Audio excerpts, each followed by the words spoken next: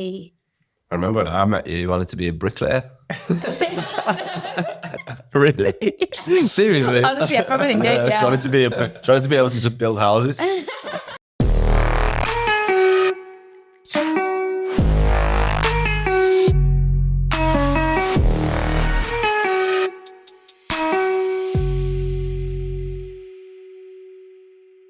Hello, and welcome back to another episode of the podcast Chatzzz. And we have two very special guests today, Michael and Sophie. Welcome to the podcast. Hi. Thank you. Thank you so much for having us. Thank you for coming. I know I messaged you a few months ago. Yeah. And then just wasn't the right time, and now we're here. Yeah. So, Yeah, ready. Yeah, we knew that we had some exciting things coming up we wanted to share, so Yeah, do it. no, it's exciting. Yeah, it's always nice to see like young people from Carlisle doing something like good, and I think you're doing great things at the moment from what I've seen. So yeah, keep it up, definitely, for sure. I'm excited for the conversation to interrogate you, ask you loads of questions. Going for it. Ready.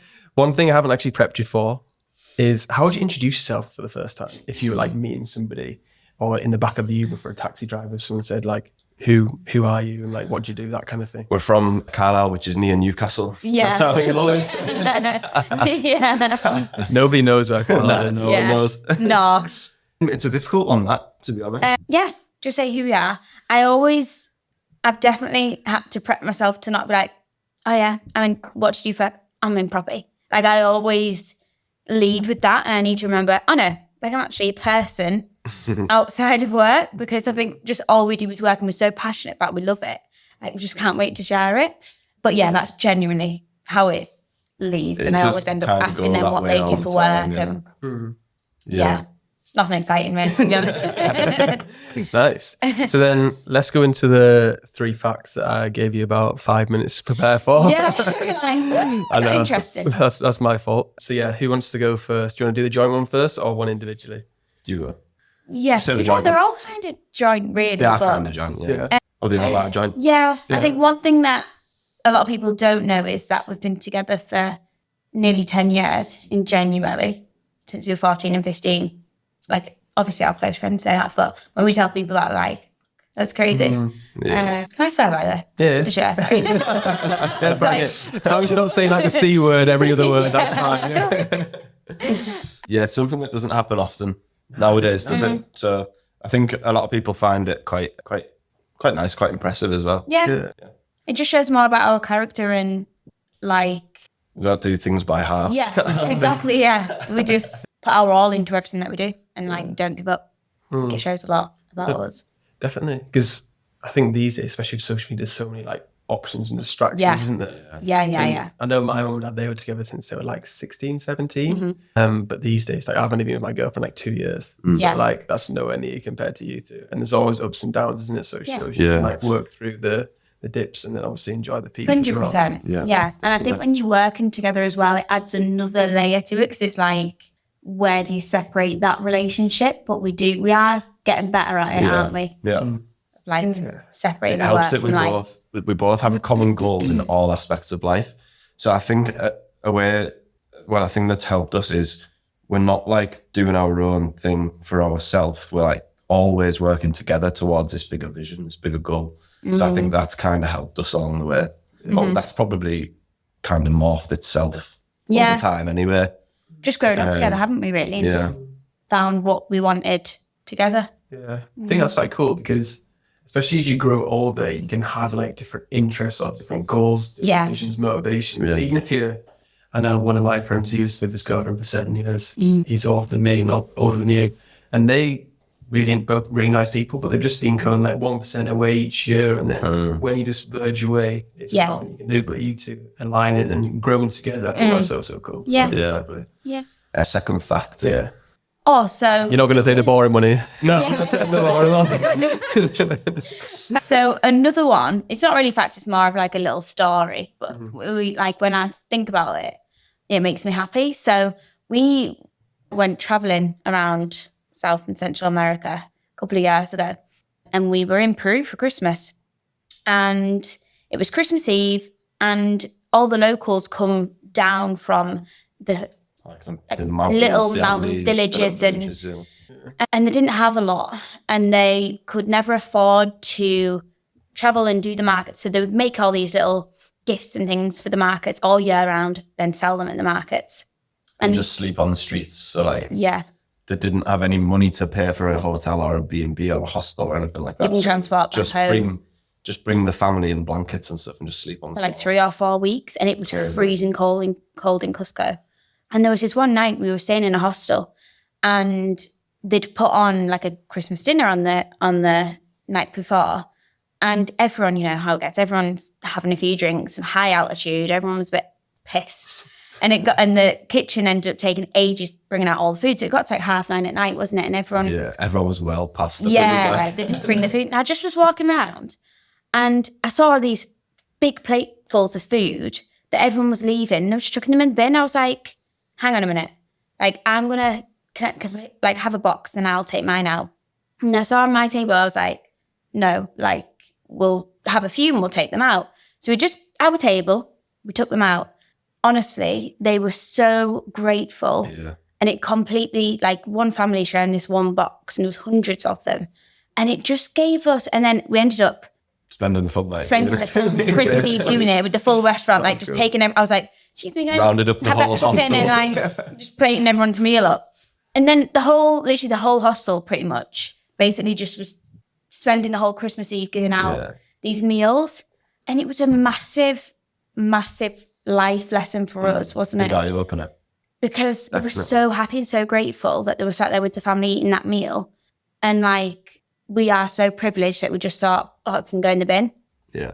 And it was just, that moment changed our lives massively, I think. Taught us a lot about gratitude, and I think that trip. Yeah, the trip in general, just the full, just the things that we saw and stuff like that. But that was one thing that's massively stuck with us, like stuck in our minds. Yeah, just a big lesson on gratitude, really. Yeah. Shows what kind of people you are, though, because yeah, that's true. Down, so. To be honest. I literally read him and I was like, come on, let's go and eat. I was too busy on the mojitos. Living it up, yeah. But yeah, that's what she's like. Yeah. Sums her up. To have that thought, though, is like a good thing, isn't it? Yeah. But it's just like a completely like, everyone said that, like, oh, that's so lovely. But it was just like a no-brainer, really. Like, why wouldn't you do that? I found it weird that people weren't doing that. So, all right. That is a cool thing to do, because, like, I wouldn't think of doing that either. I'm probably like you. Kind of like... Yeah, that's true. Because I suppose those third world countries are crazy, though, aren't they? It's just like how poor and like how much in poverty they can be. It's heartbreaking. We're so privileged. Yeah, it's crazy. Third one, we've written a book. Yeah. So we've... Right. Yeah. Oh, no, wait. Yeah, so we actually took a few months to write it, but yeah, finally got there. We just realised how much of a benefit we got from getting into property early, especially at our age. And it kind of like given us the freedom to do whatever we want, whenever we want. Because we're kind of like, we're not stuck to working 9 to 5 anymore, and we're getting paid at the same time. So yeah, we just wanted to share it. We just wanted to help people. So we thought we'd write a book. Thought, what's the best way to do it?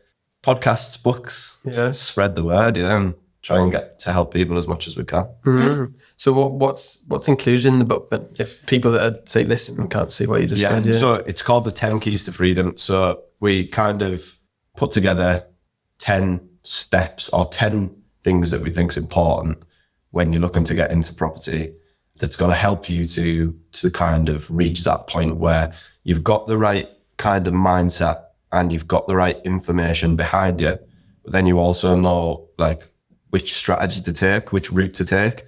So we've kind of summarized a lot of the different main strategies of property investment and the pros and the cons, and people can kind of just weigh it up from the book. It's all just there, set out, so people can look at it and think, well, that's what I want, or I don't want that, like depending on how passive it is or how high margins are, something like that. So yeah, we just thought we'll set it all out. It's just somewhere for someone to go where it's all in one place.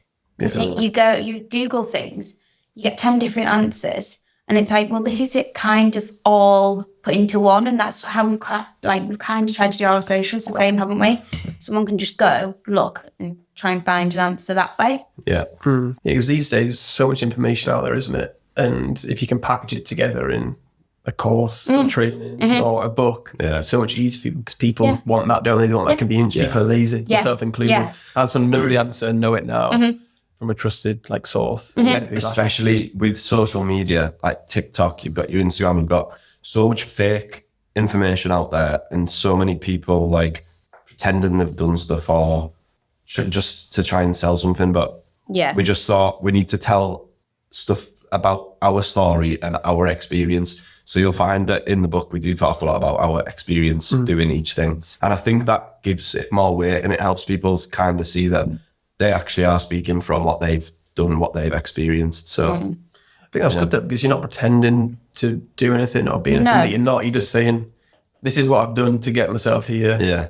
Take it or leave it, isn't it? So, yeah, it's cool. It's when people are like, I see online, you probably see it online, it's like young kids who are saying, oh, this is how I make $1 million off drive cars. You think, you haven't done for call basically. They're just trying to lie to sell shit. Yeah, so it's crazy. Our values were really massively about integrity and just transparency, and like people are full of shit, aren't there? There's people from around here who are full of shit, and we just don't want to be that. We just want to be straight down the middle, straight as narrow, and just people get what they see. Yeah. So is that see what they get? Yeah, see what they get. Yeah. Yeah, I'm not very good at words. So what were you both like growing up then? Like any first memories? What would your mum and dad say about you when you were a little baby or a little toddler? So good or bad? Do a section in the book actually. Don't give too much away for the book. I know. Hey, we do give it away free, by the way. Oh yeah, if people have a look at our social media, we give it away free. It's like 15 quid on Amazon, but we're giving it away free for people who look at our socials. Yeah. So, Go and download. Yeah. So growing up, I lived with my mum and my dad just outside Brampton, and my older sister. She's 2 years older than me. We were just your normal family, really. Mum and dad worked hard. My dad was a farmer, and then he taught himself how to build houses, and they had a rental portfolio from that. They would build them and then keep them. So I've always been my granddad was a farmer as well, and we kind of lived on the farm. So I've always been surrounded by hard work. And I think I've always kind of been a hard worker. I was quite quiet in primary school. I've never been academic. Absolutely hated school, if I'm being honest. Hated it. Always very creative. Loved PE. That was about it. Yeah, I've still got the friends that I made in year 7. That's cool. Love them to bits. Yeah, I think I just didn't enjoy school really at all. I was quiet in primary school, then I became more outspoken and kind of found myself a little bit more in secondary school, definitely. But I always knew that I wanted to work for myself. I would have jobs. I've worked in Topshop, I've worked in cafes, I was a healthcare assistant as well in hospital during COVID. And I don't regret any of that. It taught me so much. But I always knew that I wanted more, I think, from doing that and working with people. Yeah, and that's where it's kind of led me today. But I didn't have it, like, there's nothing really in my upbringing where I don't know, that's it. It was just very normal. Yeah, was there anything you wanted to do or wanted to be when you were like a little kid? Mine, for example, I wanted to be a footballer, probably like that. It didn't work out. Anything that I wanted to do, I absolutely loved makeup. Yeah, I loved makeup and clothes. I can't think that I wanted to be... I remember when I met you wanted to be a bricklayer. Really? Seriously? Honestly, I probably did, yeah. Trying to be able to just build houses. Really? That was like 14, 15, was it? Yeah, I've always been very hands-on. Do you think it's too masculine if I go to college and... I do remember that, actually. I wouldn't say it was a big thing, but I remember that question. And you were like, oh. Well, I let myself in for it. Show woman. Oh, yeah. Well, I didn't want to go down too much into property, but I have always had a massive interest in property because I've grown up with it. Yeah. And I've always had a passion for having a project and physically making things look better and renovating. Interior design. Yeah, I love interiors. I think just something creative. Yeah, something creative. Yeah. And very hands-on. Yeah. Yeah. For me, it was kind of the opposite. So at home, I I've had 2 older brothers growing up, so they were kind of steps ahead of me in terms of like academically. So the conversation would always be a few kind of levels above what I was used to in school and stuff like that. So I found myself like learning from my 2 older brothers all the time. And yeah, I just felt like growing up, they were really into that sort of thing, like learning and developing academically. So I felt like I learned from them naturally, and that led to me in school being quite academic. And then, yeah, so when I got to 60, at the same time though, I was kind of like, I didn't want to go down the university route, if you know what I mean. I saw that my 2 brothers went to uni, they got degrees, like decent degrees, but then they didn't fall into the career that the degree would have pointed towards. So I kind of looked at that and I thought, is that the way I want to go? Because at 16, when you're choosing your A-levels and stuff and the route that you're wanting to take, I was like, I don't really know. So I just kind of didn't know where I wanted to go at all. It's a hard age, isn't it? 16. Oh yeah, it's so hard to so young. Yeah. It's like I have to make all these important life decisions. Oh, it's crazy. It's crazy. It really is. But yeah, so I got to 16 and then I did a induction day at Trinity Sixth Form and I left halfway through the first day. I just knew it wasn't for me. I didn't want to stay in school anymore. I just wanted to like kind of get into my career, get into work. And so yeah, one thing led to another. I wanted an apprenticeship because I was quite academic. I kind of fell into accountancy. And then, yeah, so that was at 16. And then from there, I qualified as an accountant at 19, then chartered at 23, which is really young, to be honest. And yeah, that's kind of my story. But yeah, that's how my childhood led me to where I am then. But once I become chartered and stuff, I kind of got the itch to scratch and do something different, really. Mm-hmm.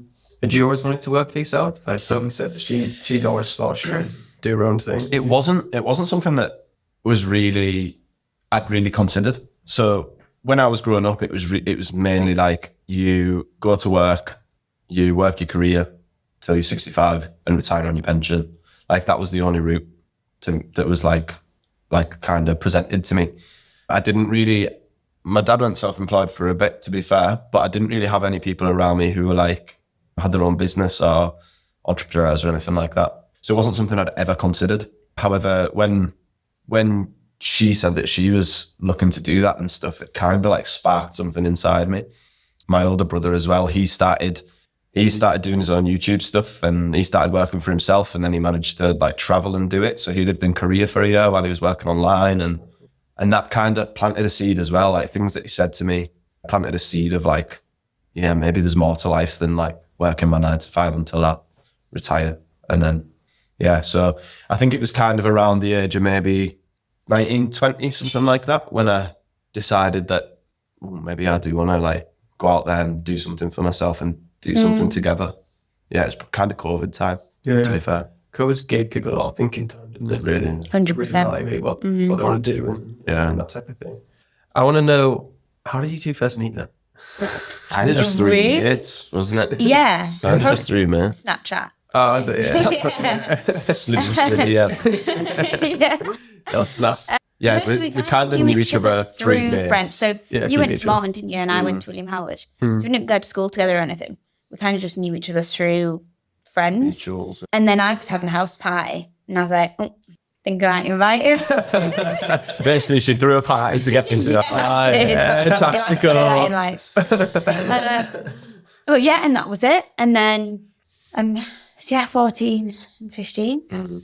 Oh, so just literally typical. crazy, Yeah. That's quite cool. Just on the off chance as well, like that could have happened and we could have not even crossed paths and stuff. Or like, what were the chances that our values are going to align so much that we could, like 10 years later, be building businesses together? It's crazy. Like, that's what I was saying earlier. In like, I'd imagine you're very different people, 14, 15 than you are now. Yeah. And it's crazy that you've been able to grow together. I think that's that's super cool. Yeah, that's crazy. We're still kind of very different, aren't we? Oh yeah, we are like very. We're kind of opposites, but like they kind of benefit each other. Yeah, so, definitely. But to work with each other, I think you need that, because say when I first started my businesses, I had a business partner, but we were so similar. So that's one of the reasons why we split in COVID, because we both had the similar skill sets. Like, what's the point of like 50-50 when we've got the same thing? Whereas now the team I've got got very different skill sets, so it complements each other. Yeah. So like, I think to be able to work together, you need to be different. Yeah. It's still the same vision and their goal, isn't it? Yeah, it definitely that's helps, it. doesn't it? Your vision has to be the same. Yeah. Definitely helps. But you can both achieve it in different ways. And I think as well, we've always held each other accountable. That's important. So if one of us, like, we've always been very driven and focused on our goals and what we want and like constantly do better. And I think when one of us, like, we'll tell each other our goals, and if we notice the other's not achieving it or slacking on it, we'll say, like, sort your shit out. Yeah, it's just keeping good and And bad that thing, isn't helps it? us massively. Yeah. Yeah. But no, it's good though, isn't it? Yeah. You need that relationship for sure. I'm in business. Yeah, 100%. So then how did the conversation to set up together come about? Because obviously you were doing your own things, you chatted accountant. And what were you before? You started the healthcare assistant? Yeah, so I was working as a healthcare assistant in the hospital, but I'd also managed my parents' rental portfolio as well. Yeah. And I'd had quite a bit of experience in the building business. And I knew that it was essays, a few things, and I knew that it was what I wanted to do. I've always known that I have wanted to be self-employed, and I think you just kind of... It kind of happened in COVID, didn't it? So COVID happened, and obviously you couldn't go out, you couldn't go on holiday, you couldn't do anything. So we ended up saving up a bit of money. I think we maybe had like 10 grand each, something like that. Yeah. And like 2021, you're like, bloody hell, this is a chunk of money. More money than I did. Yeah, and you're like, what am I going to do with this? And obviously with my background being like looking at businesses all the time, and you can see where the wealthy clients put their money, and wealthy clients seem to put their money into like property and things like that. So I always had this inkling that it was like, good. Obviously you had the experience in property anyway. So we had this money and we were like, I was thinking I'll buy something to rent out. Didn't I? And then we went and done a few viewings, didn't we? Yeah. And then we got home, had a look on Rightmove, and we found this house, and it was like mega cheap. It was up for like 67 on a street where they're like worth about 90 or something like that. So we kind of just thought, why don't we just buy it and we'll live there for a bit? So we bought it, lived there for a bit, and like renovated it. It was more so just to get the experience of doing something up, and like, we wanted a project, didn't we? Yeah, we also wanted it to was move out kind a of little a bit. bit. It was a bit vague. Like there was never a clear direction of like we're gonna do this or we're gonna do that. Like it was kind of just like you're going with the flow. Like you don't really know where you're going. Yeah. We ended up renovating it, and then the house prices in COVID went crazy, so they went through the roof. So we're like, oh well, why don't we just get it valued and try and cash in? Got it valued quite high. Ended up selling quite well. We still made like 15k or something like that, didn't we? Broke the ceiling on the street as well. Yeah, broke a ceiling price. And yeah, so we just cashed in and sold it. And then we were like, oh wow, this is kind of like, this is a real vehicle to like make money. Like we can probably do this. Like we've just done this without really having any direction. Like what can we do? And we like know what we're doing. Stuff on YouTube, yeah. So yeah, that was the first thing. That was kind of like the main thing that kind of pushed us. And then we went and kind of got some education, didn't we? Yeah. After that one. Yeah, and then that led to stuff further on. So after you did the first one, what was the conversations after? Was it like, we could turn this into like a full-time thing? Or we was it, I should do did. it It again? It still wasn't going to be a full I time. think it was probably after It was the training. So you invested in a training course? Yes. Yeah, so After that first one? Yeah. yeah, we're big into like personal growth, aren't we? Yeah. We're big into like investing in yourself, improving yourself. Because I've heard this before, like you MOT your car every year, you upgrade your phone every couple of years, something like that. But no one ever like invests money to upgrade themselves. No one ever improves themselves or invests in education or anything like that. So true though, like after, I see some of my friends after school or university, after you're done learning, you don't exercise your brain ever. No. It's just like you just go with the flow and you just like coast along. And it's like, no wonder you're not growing because you're not actually doing anything. Like that's why I love this podcast. Is because I speak to so many interesting people like yourselves and learn so much. So I think, oh fucking hell, yeah, that's quite interesting. Or like, I might try that. Yeah. Or I definitely won't try that. And stuff like that. So constantly learning. And we listen to podcasts and stuff. Success leaves clues, and the people who do well and people who are successful tend to have a mentor or surround themselves with people who are doing what they want to do or invest in a mastermind mentorship or something like that. And we kind of look at that and think like, there's a reason they're doing well. obviously in school you're told not to copy people. So people get that drilled into them, like, don't copy. But in business, it's smart. It's a smart thing to do. Copy people who are doing well and you'll do well. Yeah. I say use them as inspiration. Yes. Yeah. Exactly. Yeah. But yeah, and that's so true though, isn't it? Because you think, oh, fucking hell, how are they doing that? Oh, that's interesting. I'm going to try that as well. Yeah. Put your own little spin on it, and then you're like, oh, fuck. Yeah. Yeah, exactly. Yeah. So then we did a bit of training, didn't we? And then we thought, oh, we'll go back and we'll replicate what we've just done, but with the education we've got. Yes. So why did you pick that course then, out of interest? I kind of didn't. No, it was actually my dad. My dad had booked it for me and him to do. Okay. And we decided not to go through with it actually originally. Or was that the one he had something on anyway and he couldn't go. But I could still go. And there was still a space because we couldn't get it refunded. So I was like, so we jumped on it, didn't we? Did it come with me? Because I didn't want to go on my own. Yeah. And you did. And that's when your life completely just changed. Massive shift in. Yeah, that's another thing, to be fair. You know what I was saying when I was saying how I'd never had my eyes open to anything like that. So this course massively opened my eyes to what was possible. Like the people who have done it and stuff would go back and help out and just like off their own back, not getting paid to be there, but just telling their story of like what they'd done after the education and the training. And it was like, whoa, like I didn't realize that it was this powerful. So yeah, that's basically the story of that. And then after the training, we thought we'll replicate what we did with the first project. We went and replicated that. And then we lived in that one for a bit as well. I think that one maybe took like 9 months, so it was quite quick. We got rid of that and then made like 32k profit off that. And then we were like, had loads of money. Like, so obviously we'd invested money into the project and then made 32k on top of that. Yeah. So we pulled out at the end, it was like 75k, 78k, something like that. And that's money we'd never seen before. We were 22, 23. I was 20. You were. And then we had like 22. Yeah. We had like 40 grand each.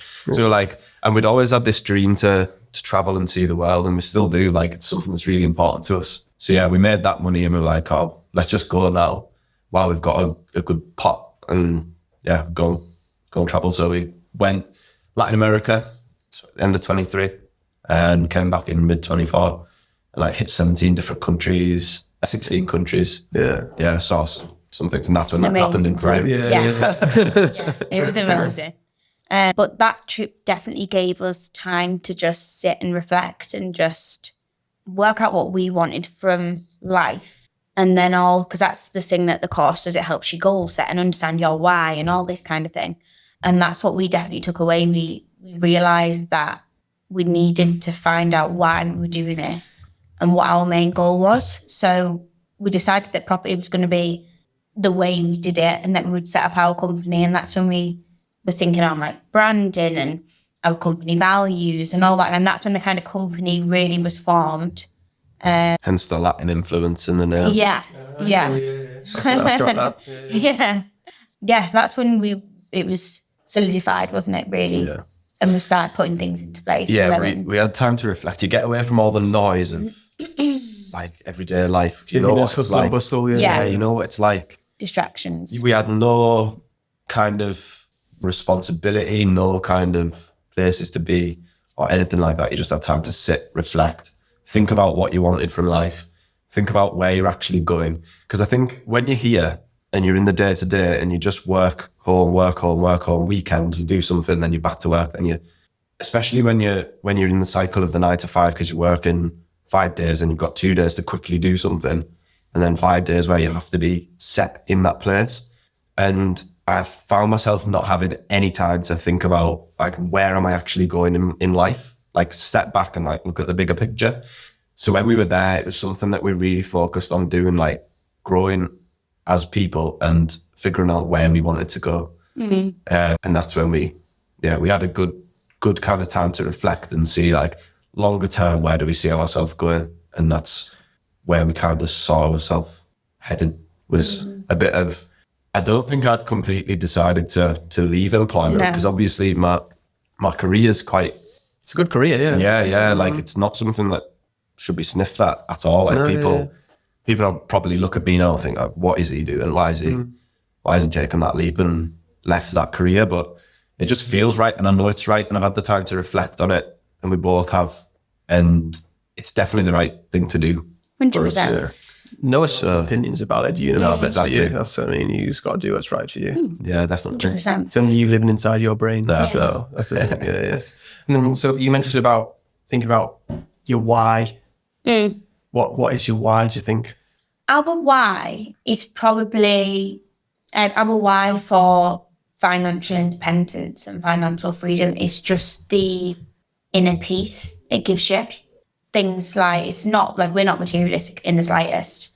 It's more so your experiences with your loved ones, having more time to do them things with your loved ones, and not having someone on your back and telling you, oh, you're 5 minutes late on your lunch, you know, like your time's your own, and then that makes your life your own, and you can just decide your own story really when you've got your own time. Yeah. And even things like private healthcare, like being able to, like, a massive privilege, being able to fast track something that needed to be done, or I don't know. I think it's time. It's having freedom. Choice. Yeah. Because I think it's one of them things where there's still shit parts about being self-employed. Oh, there is. But at least you're in control of changing that shit thing. Yeah. Whereas Absolutely. if you're employed and you don't like something, more often than not, you're not able to be like, I don't like that. Make want to change it. They're like, no. Yeah. It's always been done like that. You need to carry on. So Yeah. I completely relate to that for sure. And then you mentioned about goals. What are your combined goals, and what did you decide when you were traveling? What's the end goal or the next goal? The goals are to try. Big question. Yeah, it's a big question. They have changed They're always lately. Always, yeah. Always but changing. like we normally set like yearly goals. Yeah. So we'll have like a 5-year vision, and we've got like our yearly goals. And then we do our monthly goals, like have just 5 monthly goals that we have to hit. And when Stephen gave us the opportunity for the franchise, it kind of just like threw a spanner in the works in a good way for us, because we were like, oh shit, we didn't really kind of see ourselves doing it this soon. It's not something you could ever kind of foresee, is someone with such a successful academy and network just offering you that on a plate and saying, we'll give you this, the brand, you just take it to your region and do it there.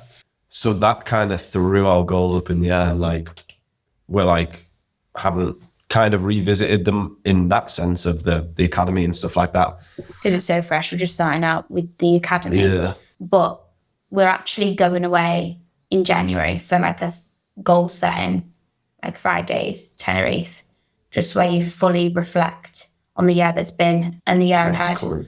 But we normally, so how we like to do it is have like a personal goal, like personal growth, your career, one focus towards your career. But now we've got property and business as separate. And then health and fitness. Yeah. So I'm trying to think what I was at the end of the year. I actually revisited them like not long ago.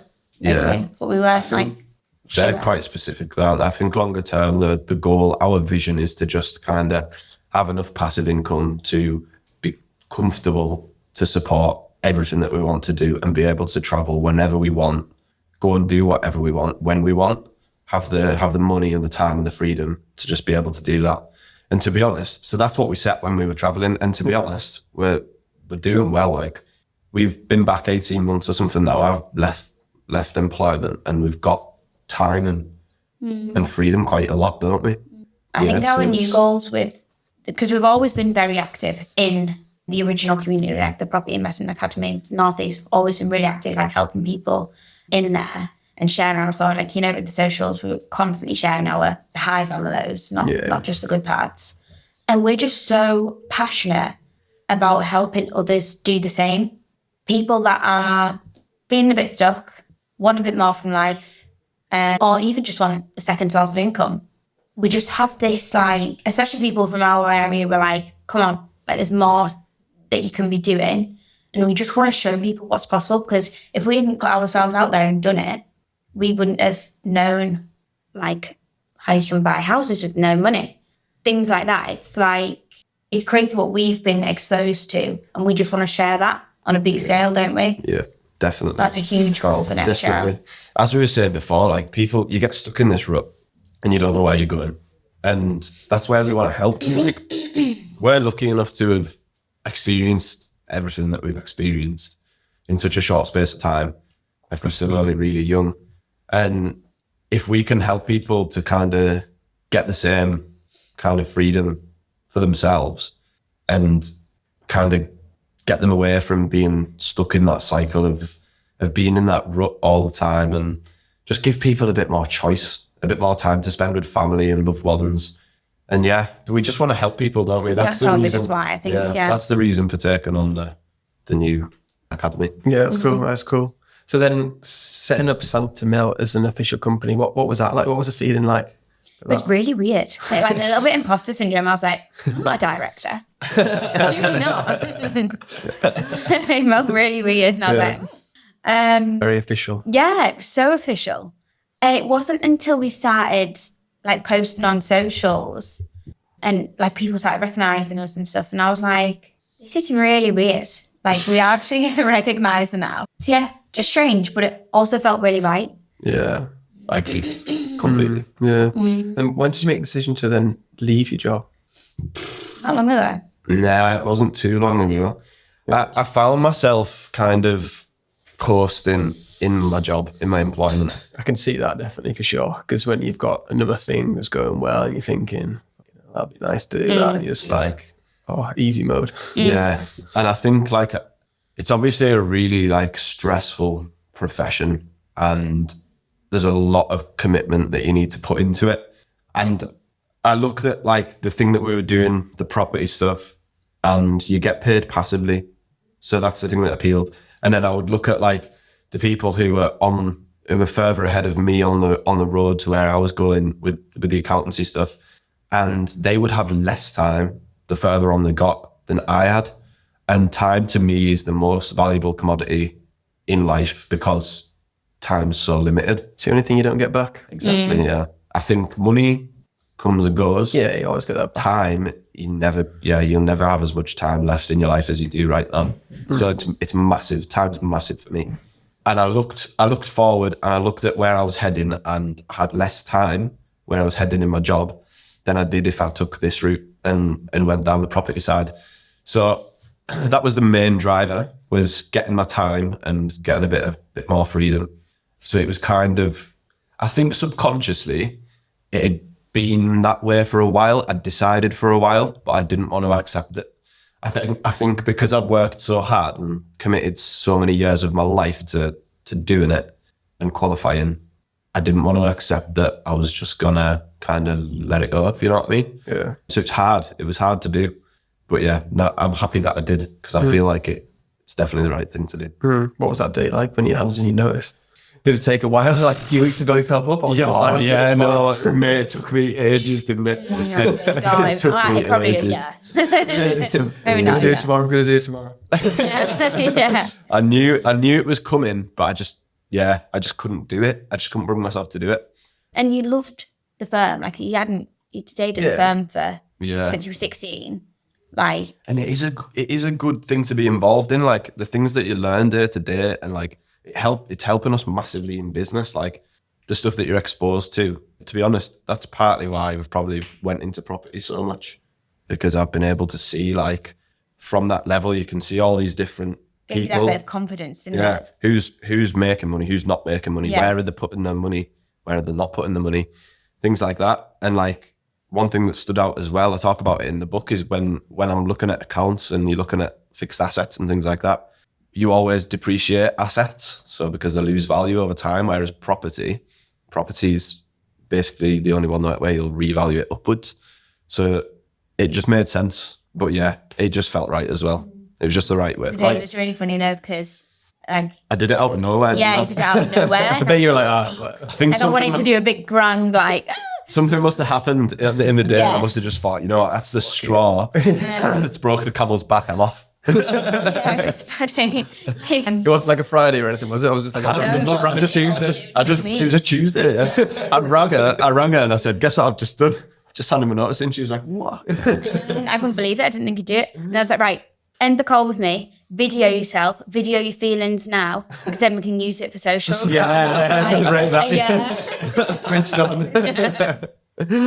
Yeah, I was like, just box them feelings, the emotions, so we need some organic. Yeah. Natural. It was a lot. Like, with it being such a big investment of time and big chunk of my life, 7 years out of 25 it's good. It's over a third, over a quarter. So yeah, it's a big commitment to kind of just let go of. So yeah, it was quite. It was emotional, bit definitely. emotional, yeah. For both. Bit of relief, bit of a weight off the shoulders, yeah. Loads of emotions, mixed emotions. 100%. When did you go full time, Sophie? So I've had SAs, 2 service accommodation units, that have helped me with my financial independence. Like, I was, at the start, I was cleaning them myself, doing everything myself, like being that busy fool. I was doing everything.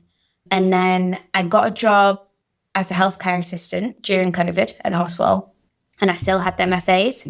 So they were bringing me into more income. And then when I worked at the hospital, I could just never switch off.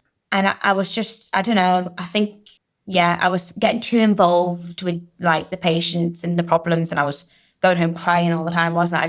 I wasn't cut out for it. You've got to be like an amazingly strong person to work in the hospital, I think.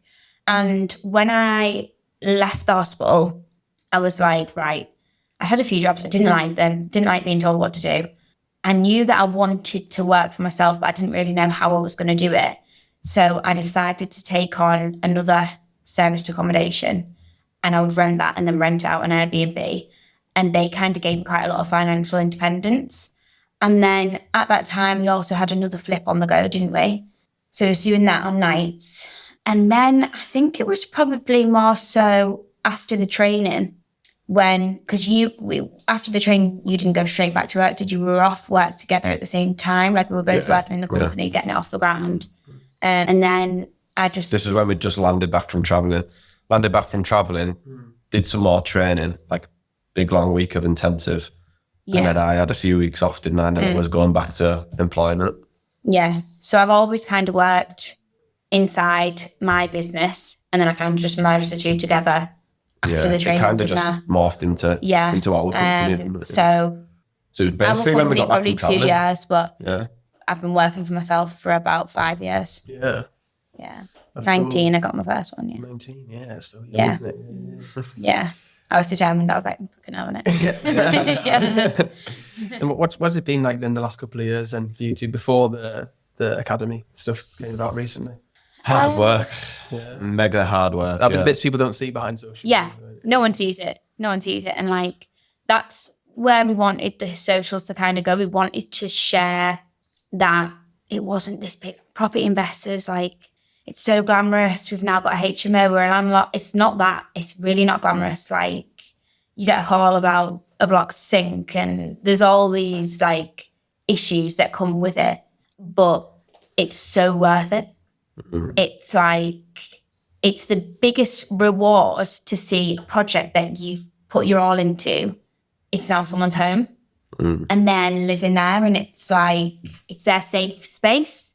I think, yeah, for me, it's a big physical bit of reward, like at the end of something. Obviously, the money helps as well. Yeah. Like, the cash is great. Yeah.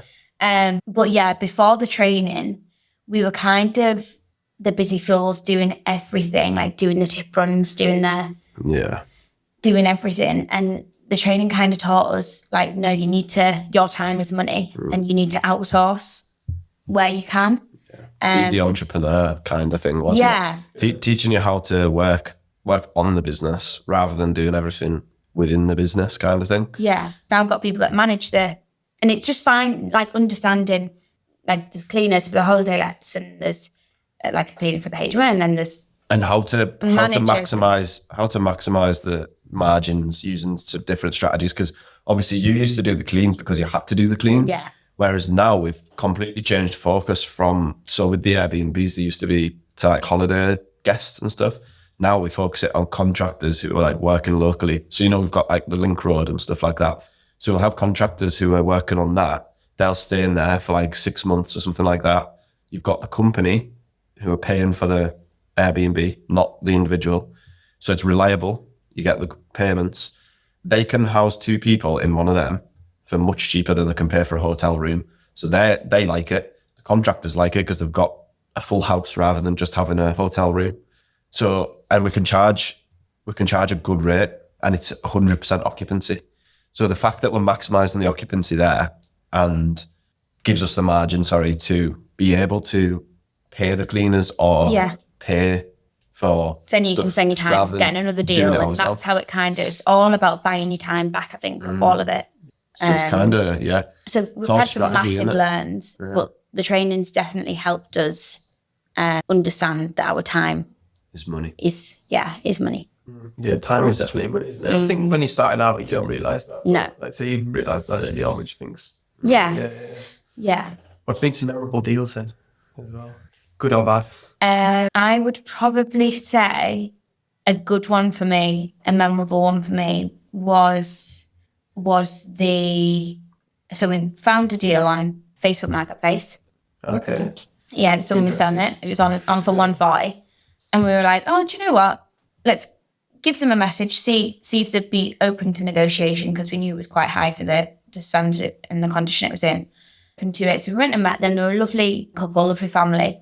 And it was the dad's home, but they didn't want anyone walking. Like, this is another thing that the training kind of opened our eyes to. Like, you're not insulting people by offering below the asking price. You're actually helping them, because this family couldn't think of anything worse than a load of strangers walking through the dad's house because he passed away. And we were just it was quite an emotional time, and we were just able to offer them cash quick. You don't even have to advertise it. We'll just take it off your hands, sort of thing. And it kind of made it a lot easier for them, the whole process. Just solving that problem, right? They had a problem, we had the solution. Yeah. So bought that and agreed it for 100,000. And it was quite creative, really, the finance on it. We got a market value bridging loan. So a surveyor came out and valued it at 135,000. So instantly we've made 35k initially. And we got 75% of that on the loan to value mortgage. So that was 101,250. So then we had, again, through the training, realised that you could get an investor on board. And that product. So that product's very specialised. So normally they'll lend against what you're buying it for. Like, obviously, if you're buying a house, the mortgage is based on what you're buying it for. But because we've got access to these people in our network, we were able to get this product where it was based on the actual value. So you've negotiated that 35k, they'll just use that as your deposit on day one, which was good. Sorry, Karen. Yeah, so then we didn't put a single penny of our own money into that one. And then the investor put 55k in. That was the refurb, stamp, bridging fees, which aren't cheap, but they're a means to an end sort of thing. You can't really do without it.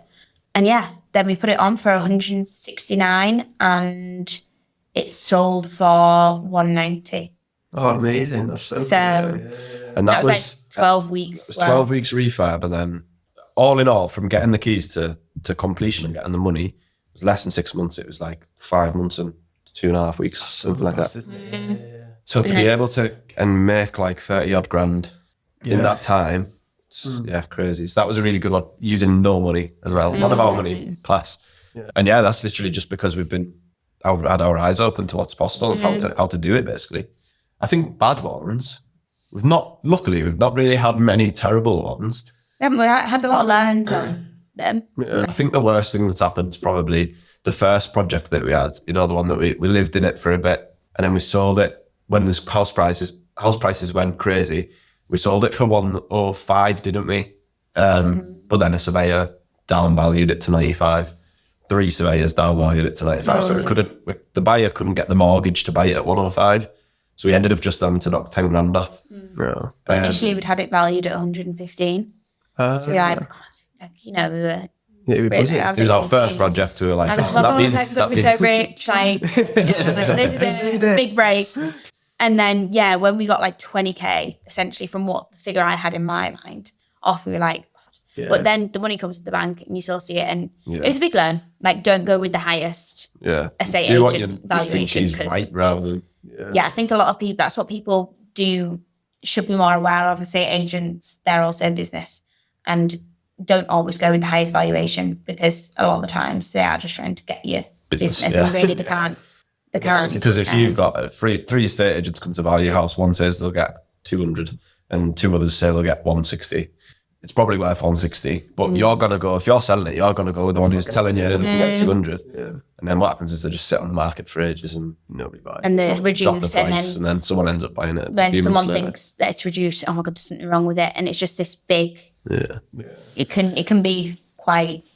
But yeah, I think if that's the worst thing that's happened, we're doing all right. Yeah, really. it's not that bad. Touch wood. Yeah. I think it helps that now we've got, if we have any issues, we've got kind of people around us. We don't feel like we're on our own at all, do we? Yeah, we're not. If we have any issues or problems, you can ask. Like, we've got, in the groups, Yeah, there's a couple of thousand people, isn't there? Maybe? Yeah. So you've got people who are like architects, solicitors, like builders, I don't know, brokers. Like done HMOs in the past, things like that, commercial. Investors who are actually doing it as well. Yeah. So, yeah, helps massively to have a good network and mitigate that risk. Yeah. And where do you find investors? And literally, they come to us. Yeah. Really? That's so cool. Yeah. With the social media. I think people just see that we're honest, hardworking people, just trying to make something of our lives. People like what we're doing, like that we're sharing everything, and just want to be involved. I think the money helps, definitely, because we do offer good returns. But that's just because we're confident in what we can give. But yeah, they literally just approach us now. Yeah, social media is massive, as you'll know. Yeah. So just putting out good content, consistent content, seeing the whites of your eyes, trustworthy. Yeah. Exactly. It's like, you'll attract what you radiate, won't you? Yeah, exactly. People buy people at the end of the day. 100%. That's cool. And then how did the academy come about then? Like, so you really touched upon it a bit, but how did it actually come about? And it was a bit of a shock. Absolutely crazy. It was a massive shock. Yeah, we're actually sat on the floor, covered in dust. Like, it's Sunday. And Steve'd he'd asked us a few days before if we were free for a chat. He's got an opportunity that he thinks would be interesting. And we were like, weird. We were like thinking in our minds, like, what it could have been. It was like, we would have never imagined that. Yeah. What did you think? We thought we were going to be asked to help out on some events or something like that. Come down and coach and you know, the people, I was saying people go back for, like, don't get paid. They just go back to help out and show people what they're doing. Yeah. So I thought, we're just going to get asked to go and like, help out and tell some people what we're doing and stuff. Yeah, I thought we'd want us to host a Zoom or something. But yeah, he literally just ran and said, I don't really know how to tell you this, but I'm kind of wanting to, like, they do travel a little bit all over the country, but he's predominantly in the northeast and likes to stay there. So he's got like Discipline HQ in Redcar where people go and do the training. And he's quite happy and content, and he doesn't really want to travel all around the country and everything. So they've come up with a plan that they're going to franchise the business out. And he said that he would like us to be his first franchisees. And at first, I didn't understand what he was talking about. I was like, yeah, but you're still going to be like teaching, aren't you? You're going to be doing the training. And he's like, no, like you're going to be. Like, oh, right. And it didn't sink in. And then he just said that he sees what we're doing, loves what we're doing, our values, and how we are sharing everything. Like you said, you're already there, basically. You're already put yourself out there for one. Was a huge thing to him, because I think that's really important in business. And he just said he would love us to be the first franchise partners. And we were like, whoa, huge opportunity, amazing opportunity. And that was April. So really, in the grand scheme of things, what we're in now, just the start of October. Yeah. So that's like, well, it was the end of April, wasn't it? So it's been like 5 months, and we're literally launched, and we're running our first event next month. Oh, it's so quick. So it's gone really quick. Yeah. I think that's the way to do it.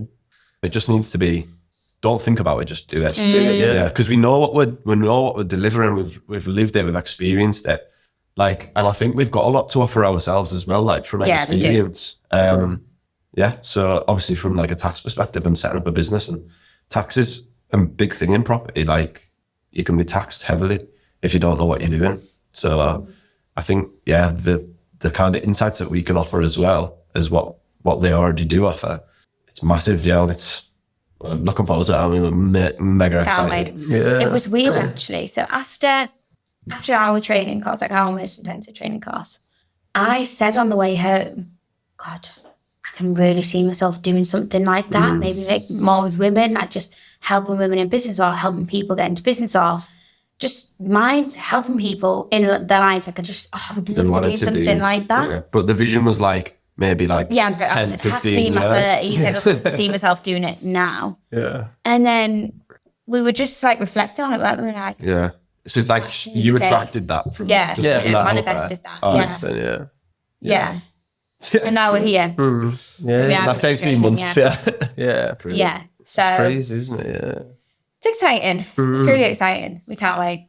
So what's the first event going to be like then? People a bit of a teaser or a test. Yeah, so it's kind of like they're only November, 8th of November, Carlisle Racecourse. We've got again on the socials. If anyone watches and wants to sign up, they can sign up on our socials. We've got links and stuff on there. Yeah, it's completely free. Yeah, we're running free events because what we want to do is we want to expose, like we were exposed to it, expose as many people to it as possible. People are more likely to turn up if it's free.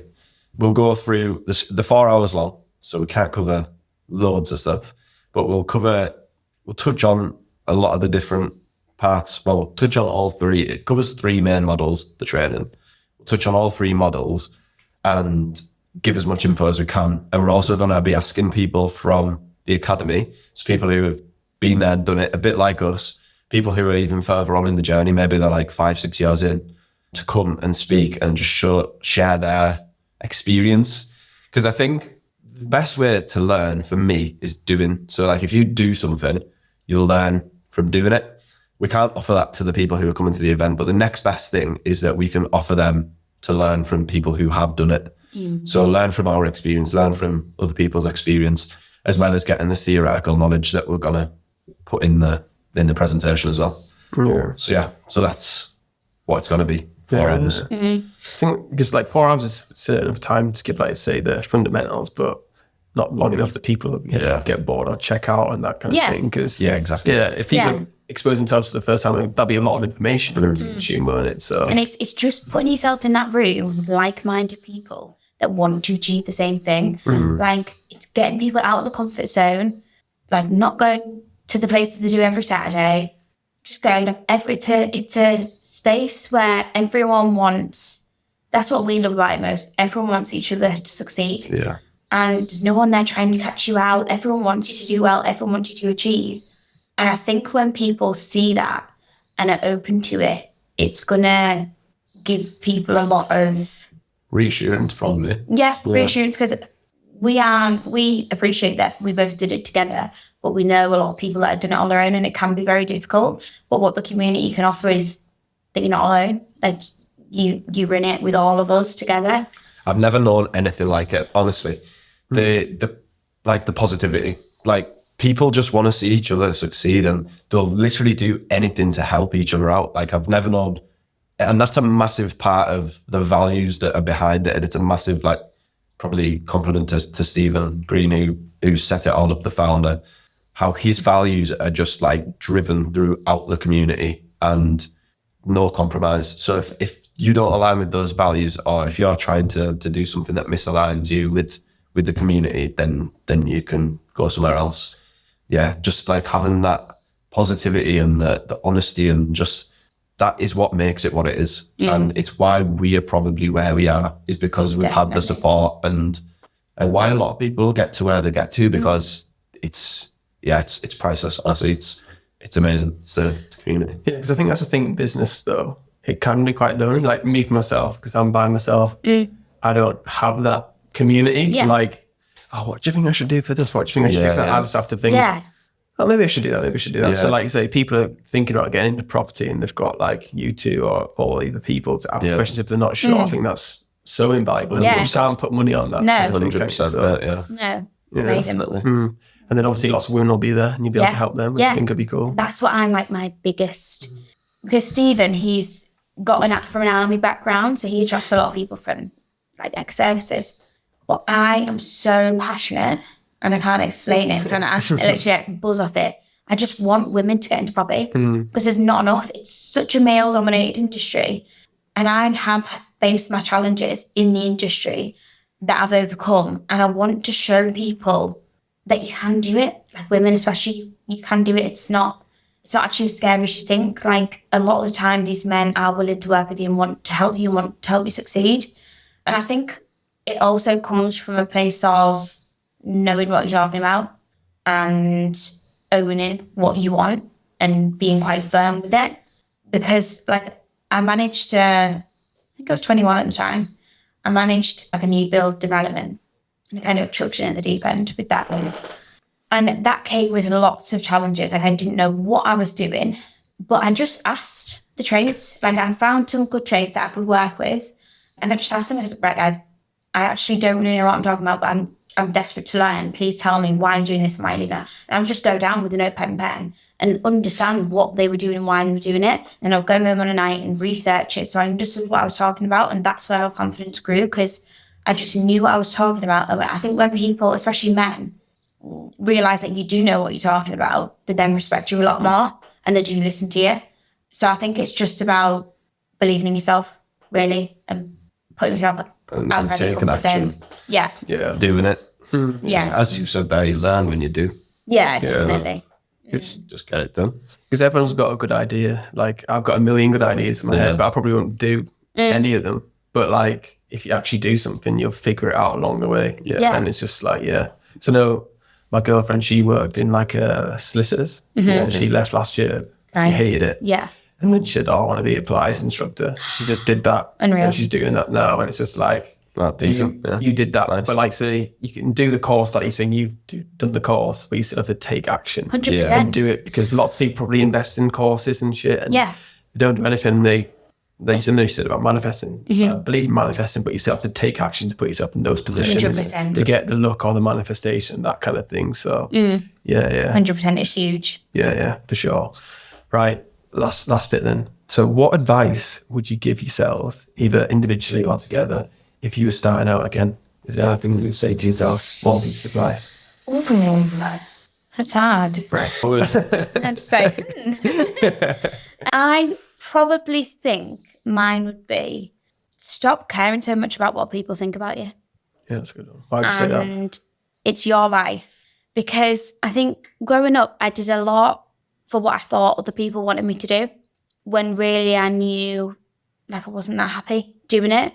And I think it kind of, when I did then think, like, take my life on my own terms, it kind of showed me, like, at the end of the day, no one's going to back you more than you. And you can only help others when you've helped yourself first. Like, you have got to be selfish at times, and it's not coming from a place of selfishness. You've just got to invest in yourself, improve your life and put you first, and then help everyone else and do things because you want to do them and not what others kind of, they see your life going, I think. Yeah, that's a good piece of advice for sure. Yeah. I wish I'd listened to that sooner because I always just cared too much about, like, posting on social media. It would take me six hours to do one video, and I'm just like, getting out there because I don't care what people think. Yeah. Because I know my why. I know why I'm doing it. I know that I can help people. We can help people. And like we've had a bit of hate now and again, but it doesn't affect me because I know my why. And I know it's not what they think. And yeah. Yeah. No, that's good. Yeah, very good. Need to back that up now. Yeah. For me, it's probably, I could say a couple of things, to be honest. Yeah. I think probably just take the action and do what you know is right to do as soon as you know it's right to do it. So what I mean by that is you'll never know, you'll always feel that uncertainty if you're making a decision about anything. I think if you have a feeling and in like just a gut feeling or anything to do with your intuition, you probably know that you should be doing it. So just do it and then it will be right, because Steve Jobs says you can only join the dots by looking backwards, and he's right, because you can't see what you're letting yourself involve in a lot of things. But once you do it and you take the action and you take that first step, it's not as bad as you think. And you can look back and think, yeah, that was the right thing to do, and join the dots. You have a good piece of advice, yeah. Better than any advice I would give. Right, everyone, where can people find you, sign up, all that kind of stuff? So we've got 2 separate social accounts now. So we've got our original property page where we share quite a lot on our deals. That's santo.mil, MIL .properties on Instagram and Santo Mil Properties on Facebook. We're also on TikTok as well. And then we have the Property Investment Academy Northwest is our academy and our community. So we've got a academy Facebook page, Instagram, TikTok. Yeah. Are we on anywhere else? I'm on LinkedIn as well. Yeah. So Michael McCaul, ACA, I think it is. I had to get that in there. Yeah. The status. Yeah, so I'm on LinkedIn as well, if anyone uses LinkedIn. Yeah. And then where can people get tickets for the event? So the link is in our bio on our Instagram for the Property Investment Academy. And also we'll share it to our Facebook page as well. So you can literally just click the link and secure your seat that way. That's 8th of November, yeah. Yeah, 8th of November. 8th of November in Carlisle. Perfect. So we are running them across the Northwest though. So they go monthly. They go from there, Manchester, Blackburn, Liverpool, Preston, Blackpool. Like we're going Be getting about then, yeah. Yeah. we're going fully on tour. Yeah, that'll be cool. That's exciting. Yeah. Right. So everyone, if you're watching on YouTube, make sure to subscribe, like the video, comment your favorite part. If you're listening on Spotify or Apple, make sure to follow the podcast and leave a 5-star review. And thank you very much for coming on. Hope you enjoyed it. Thank you. And see you next time. Yeah. Bye. Bye. Thank you.